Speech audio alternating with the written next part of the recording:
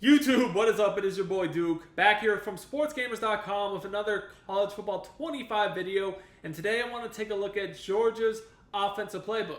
Really feel like Georgia has one of the best playbooks in the game that kind of people know about, but doesn't get enough talk. When people think about the best playbooks in the game, we're mostly thinking of, I'd say Alabama, Oregon, or Alabama, Michigan, Oregon. I'd say those are the three ones that typically stand out. But Georgia's gun bunch is really, really good, and I want to show some of my favorite play setups in this video for you guys. Georgia's really good, and by the way, it has other good formations too. Like these wing trips formations are actually really underrated. This is a playbook I've been considering doing a scheme on, so if you guys want to see that, let me know in the comments. But yeah, we're going to take a look at a few different plays. I want to start with probably my favorite overall, smash return. There is so many different ways you can run smash return, beats man, zone, the blitz, really everything. Now, I recently released my Michigan offensive game plan for college football 25. It's available for the VIP members on sportsgamers.com. If you're a college football VIP member, you get access to all my content. I also released some new blitzes recently. Link is in the comments and description. And I do daily, or I don't want to say daily, but I do a few videos a week on my YouTube channel for college football content. So if you enjoyed that, if you're looking for more, hey, just make sure you subscribe to the channel, drop me a like, comment on the video. It's free to be on the YouTube. We post some good content on here, as well as Madden content if you're into that as well. So there's a few different ways I like to run this play, and I'm gonna show you all of them. So first thing I like to do, and this is good against man or zone, is put the running back on a flat. This is setup one. Then I like to slant my tight end and then streak my slot receiver. This gives me a really good combo over the middle of the field because I'm attacking the flat, and I always do make sure the bunch is on the wide side of the field. So here, since we're closer to the left hash, the bunch is going to be on the right. But I got the running back attacking the flat. He's going to potentially open up the slant if they don't use that. Then, I have a streak, which is going to clear out, the deep zones. So then I can have the kind of like the dig route that you see the bell working with the return route back over the middle. So let's just take a look at how this play develops. It's a very, very good play. So you guys can see right off bat, we make them guard the flat on the left side of the field where the running back is because the running back's going out. Now, if they blitz me or they just don't even have a hard flat, like let's say that number 41, I believe, or number 11, excuse me. Number 11, he is responsible for the running back here, but let's say that he dropped back. He was dropping back further to take away the slant. I would just dump it down to the running back, but because he had to guard the running back, you guys see, and then the deep zone had to go with the dig. Just easy throw on the sideline. That's a nice little gain there. I mean, we got a good amount of yards. So that's your first read I like to look at, the flat slants, because it develops really fast, and you're going to know if it's open right away. It's good against the blitz, too, so that should be your first read, okay? So that's really easy, but let's say that they take that away. Obviously, good players not going to keep allowing you to do that over and over again. So, maybe they're in a similar coverage, but this time they're like, hey, you hit me that slant last time. I'm just going to go ahead and use that. So then they just use that. Well, that's why this play is so good, because now look, you have multiple reads that are open over the middle. So the slant flat has been a staple in offenses.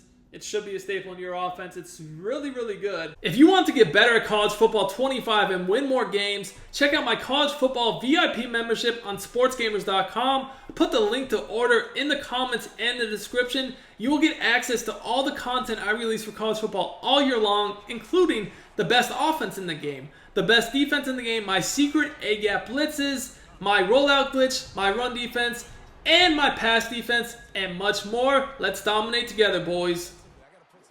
But you can't have that be your only progression. Can't be your only read. So you guys can see this streak is pushing back the deep zones, right? Threatening them deep. So now, because of that, I have a simple high-low with the return route. You guys see the return route's going to him. He cuts out, then back over the middle of the field. Okay, we have a hook zone sitting on him, so we don't want to throw that. But because the hook zone's sitting on him, bam, this guy's wide open. So maybe they change their zone drops. Maybe they just say, hey, you know what? We're going to man up the tight end with this guy. Then we're going to use the dig. Now what? So now, we're getting into some more advanced adjustments. So they're like, okay, you can't hit the tight end. Hopefully the man guards him. It won't all the time, to be honest, by the way. But look, try to take that away and then go user. Guess what? Now the return route is wide open. So you guys can see here, this play will dissect any zone coverage. You can't really blitz it because we do have quick reads, especially with the flat and the slant. But by the way, if they're blitzing you, especially that seam streak, you can just quick throw it. Seams are really hard to stop this year. But back open over the middle of the field. And you might say to yourself, oh, well, I mean, maybe we just play man. I see you know, zone and blitzing. It's not really good. What if I just said, you know what? I'm playing man. And that's the thing. You can't really do that either. Because the main routes on this play, they all will beat man. So if I run the exact same setup I just did, here's the exact same setup, you'll see I have really good routes for man coverage too. Like, look. I have the return route and the dig route are going to be naked against man. The dig is honestly low-key one of my favorite routes in the game against man. Because look, even against man press, see how it gets that clean release to the inside? So it just flat off wins, and then it almost gets a speed burst as it cuts back over the middle. I didn't even go to him there, but as you guys see, the return route was wide open too. You have to keep your safeties deep because we have the streak. You have to guard the running back because we have the flat. And also, I mean, the tight end slant. Let's not forget about that. So really, really good setup. I mean, this is one of my bread and butter setups. But there's, like I said, there's other ways I run this play too.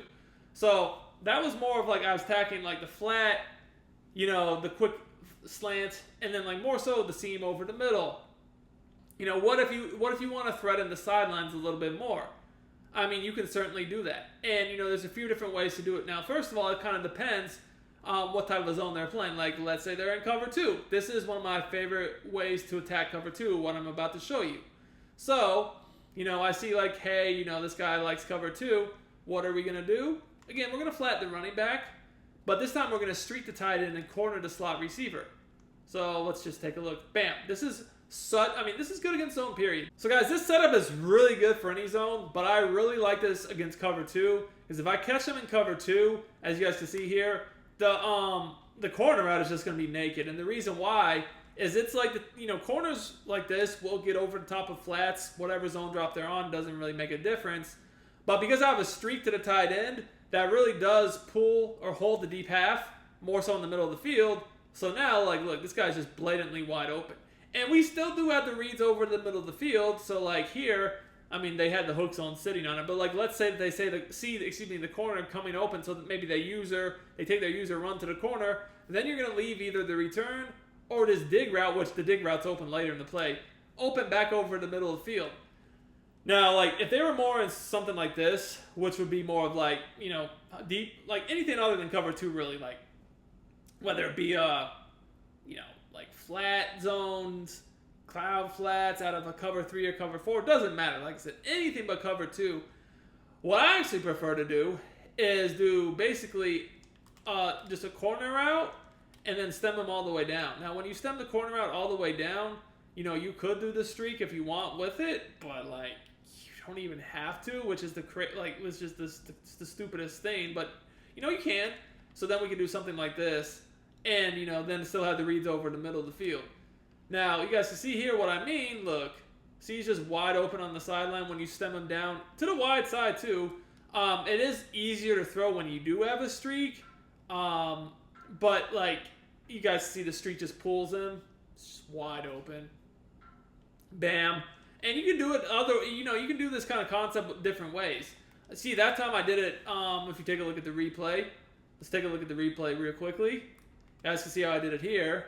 Bam, bam, bam, wide open. I still had the slant flat combo with the dig coming back over the middle, with the streak pushing them back.